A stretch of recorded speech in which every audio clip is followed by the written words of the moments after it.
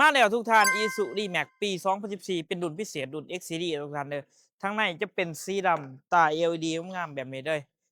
ทั้งในเป็นสีดำเลยทุกท่านเด้อกล้องจอครบเนาะสวยๆโดดเดิมๆบ่ต่ำบ่ปีนช่วงนี้โปรโมชั่นพิเศษของแจกของแถมบ่ว่าจะเป็นแถมตู้เย็นเนาะประกันภัยค่าทางเทคนิคน้ำมันเต็มถังมีค่าแนะนำให้สำหรับท่านใดพาลูกค้ามาเดี๋ยวพาทุกท่านไปรับชมกันได้ไป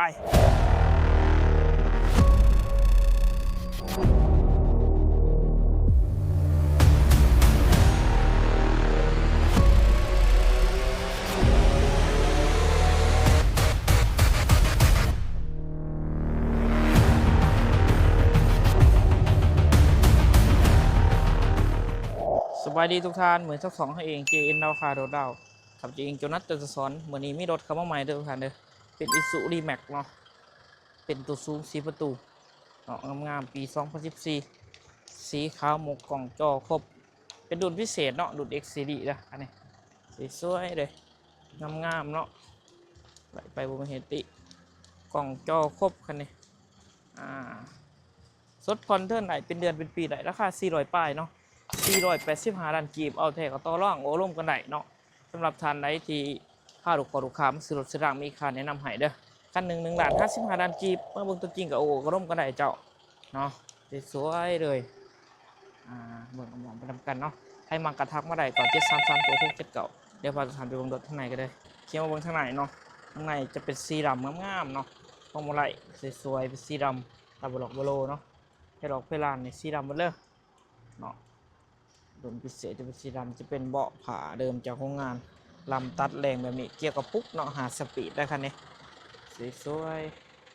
ทั้งนั่งกับกวางควางสะดวกสบายเนาะเบาะหนังกระดิกกระแจครบสะอาดเนาะ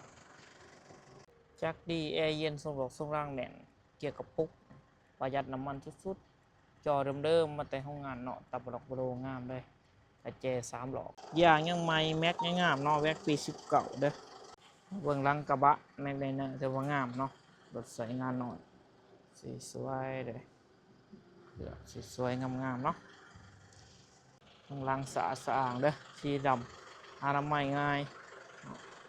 สีสวยงามๆเด้อตาบโลนี่งามเนาะเจ็บใช้สบายเนาะโบโลโอซานครบขึ้นไปโอนซื้อจบเนาะ มิดอาร์คเดิมๆบอต่ำบอปีนครับประกันให้กันเนี่ยเอาคัดมาเองเนาะทางด้านกสินกันงามๆมิดออกมิดอาร์คเดิมๆเกี่ยวกับข้างในของจักรข้างในของเครื่องเนาะจักรนิ่มๆแน่นๆเลยบอหัวบอซึมเนาะจักรเดิมเอาใส่ของงานเนาะประหยัดน้ำมันเลยขั้นหนอขั้นหนาในสภาพเดิมบอมีการตามการปีนเป็นปอกเป็นเพจอยู่ครบเนาะหมอฟืนหมอไฟจักรนิ่มๆแน่นๆประกอบโลโก้เริ่มเนาะศูนย์เลยใครมากระทักมาไหนหับประกันโบตามโบปีจักเริ่มเจ้าฝากไปที่รถทุกท่านเลยกับ Isuzu D-Max เป็นรุ่นพิเศษ X Series ปี 2014 สีขาวหมวกงามๆคันนี้กล่องจอครบเด้อทุกท่านเด้ออย่างไม่ไหม้แม็กงามๆเป็นตัวสูงสีประตูให้มาก่อนได้ก่อนมีคันเดียวเท่านั้นราคา485ล้านกีบแถมตู้เย็นน้ำมันเต็มถังเนาะผ้าคลุมรถกระดิกกระแจขึ้นไปโอนซื้อจบทุกอย่างเนาะเดี๋ยวยังมีอีกหลายๆอย่างมาโอ้มาลมกันได้เด้อทุกท่านเด้อ เดี๋ยวสำหรับท่านได้แนะนำคนมามีค่าแนะนำให้คันหนึ่ง1 ล้าน 55ล้านกีบเนาะคันนี้เป็นรถเขาเองเด้อให้มาก่อนเดี๋ยวก่อนมีคันเดียวเท่านั้นเจ้าสดผ่อนเท่าไหร่เป็นเดือนเป็นปีได้สบายโทรก่อนทุกครั้งเก่า733ตัวพวกเก็บเก่าฝากที่ตามทุกทาง JN ดาวคาร์ดดาวครับ JN จนัสจันทร์สอนขอขอบคุณทนายละ